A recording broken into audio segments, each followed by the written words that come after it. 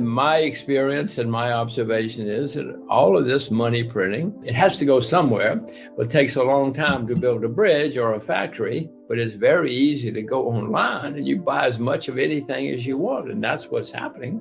Everybody has a lot of money in their pocket. There is a lot of money around, and it's going into financial assets. Will that last forever? It never has, but you say, maybe it will. Maybe it will this time. The history shows that. It's very clear. There have certainly been periods when stock markets in various countries have done extremely well, but it didn't make people rich. What really counts is making people a lot of money in an international currency so that you can go and buy a watch or a car or a loaf of bread or whatever it is you want to buy. Washington says that this is transitory. And, if you believe the head of the central bank and the secretary of the treasury, then you don't have to worry. Everything is going to be great. Look out the window. Everything is going to be fantastic. No worries, no worries, no worries. I happen to be of a different view. First of all, the U.S. stock market has gone up, 10, 12 years without a serious problem, other than some short disruptions, but nothing serious. That's never happened in American history, and maybe it is different this time. Janet Yellen says, don't worry, we have solved the problems. We won't have economic problems again. She's got degrees from 2 Ivy League universities, so maybe she knows what she's talking about. I happen to know she's wrong. We will have problems again, and when they come, it's going to be horrible. 2008, we had a problem because of too much debt. Since 2008, the debt everywhere has skyrocketed by gigantic amounts. So it would be my view that the next time we have a problem, it's going to be the worst in my lifetime, given that the debt is so, that may sound like some kind of wild statement, but look out the window. The debt is there. The debt goes higher every day. I know what it caused in 2008. It's got to be worse next time around. Eventually, of course, we may have hyperinflation. Britain ended with not hyper like Venezuela, but very serious, and the value of the currency went down 80% against the US dollar over a few decades. That's pretty serious stuff. If you happen to be a British citizen, I doubt that we will end in hyperinflation quickly. That's usually towards the very, very end of a long decline. Venezuela had been declining for a long time. Zimbabwe was in decline. Zimbabwe at one time was the richest country in the British Empire. It's been a long way down since then. Mr. Mugabe learned how to ruin the country, and he did. It took him decades, but he totally ruined it, and it ended in wild inflation. I don't think we're going to have it that quickly in the U.S., even if we're going the way of Britain. Don't panic yet. But it doesn't mean we can't have serious inflation and a decline of the standard of living and a decline of the value of the currency, and we probably will. History is pretty clear. That's what happens. Social Security will be paid.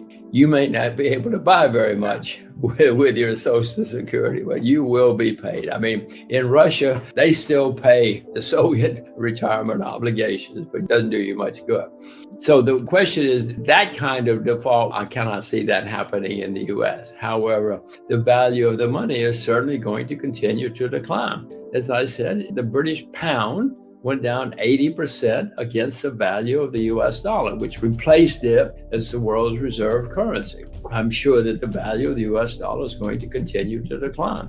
Everybody watching this knows that the dollar is not what it used to be. It depends on whether you're buying bread or gasoline or anything. It's not the same, and it continues to decline. And they're not on your side, as I told you. They want to keep their jobs.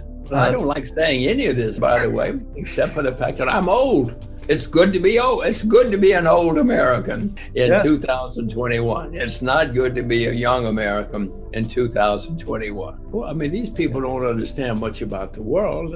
All they care about is keeping their job. In their minds, their position is keep my job, keep my job, keep my job. They don't care about your job. They don't care about me or my kids or their jobs. They want to keep their job, and the way they know to keep their job is to print a lot of money, spend a lot of money, and keep interest rates down. They will do their best. But what will happen is eventually the market will say, oh, wait a minute. We've seen this movie. We know how this ends. And the market will say, we're not going to play your game anymore. Then it gets out of the control of the central bank. And that's when you have serious bear market.